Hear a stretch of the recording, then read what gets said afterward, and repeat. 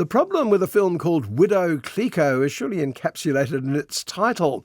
We're aware that Veuve Clicquot, as the French put it, is a famous champagne, and it's hardly a surprise when vineyard owner François Clicquot takes a wife, a woman whose name is a bit of a mouthful, Barbe Nicole Ponsardin. Welcome to the vineyards of Verzy, the most beautiful in all of Champagne. My darling, I think we might have found the secret to perfect happiness. Haley Bennett, who plays Madame Clicquot, is the prime mover behind the film as both star and producer. François is played by the slightly exotic Tom Sturridge, who I remember playing Lord Byron once rather well. But no sooner is François established when he suddenly dies. I am hopelessly, unequivocally yours. François willed the vines to me because he knew I would never sell. I will be continuing to care for them myself. This is a shock to both Madame, but also to the rest of us, since François was set up as the most colourful character in the film. He was not only a swashbuckling lover of his good lady wife, but he had novel and daring techniques that he hoped to inflict on his champagne company. These fields do not need replanting or starting over again. I disagree. They need to struggle to survive. I want our champagne to have structure, depth.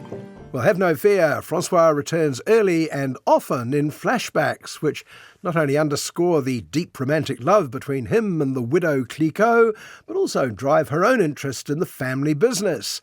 She has no interest in selling up, either to her father-in-law Philippe or the sexist neighbour Monsieur Moet. Wine is a very difficult vocation, my dear. You underestimate what it will require of you. I know what it requires. I've been in the fields for years. You have one chance. One. Yes, that Moet, though sadly no sign of his no doubt equally obnoxious partner Monsieur Chandon. But La Veuve Clicquot, spurred on by her late husband in flashbacks, is determined to become the first and greatest female entrepreneur in Napoleonic France. I do admire you trying to run things as you want, as a woman would. If we lose these first shoots to frost, we lose the harvest. No one can fall asleep. Incidentally, Napoleon makes his presence felt several times in Widow Clicquot. First as a lawmaker, his celebrated Napoleonic Code forbids nearly all women from running anything. But you notice I say nearly all women. A woman is not capable of running this vineyard. When I have proceeds, I will send them to you. A woman is forbidden to run a business under the law. Her vineyard should be placed in the hands of an experienced executor. Was this the plan all along? No, madame. It never occurred to them you would succeed. There's a loophole that allows a widow to maintain her late husband's business. And the widow Clicquot takes full advantage of this to the frustration of her avaricious neighbours, because she turns out to be rather a better business manager than they are. So many obstacles ahead, so much at stake. But there is hope, however unpredictable. Your instincts have always been so good. Why won't you listen to yourself now? I don't want to. Well, having outflanked Napoleon in the legal department, Madame is once again confronted by the Emperor when he declares war on the rest of Europe. He sets up a strict embargo against any exports overseas, meaning to any country that can afford a few cases of Veuve Clicquot. No one can sell abroad due to Napoleon's embargoes against his enemies. I want to stay ahead of him. Of Napoleon. So you're a criminal at heart.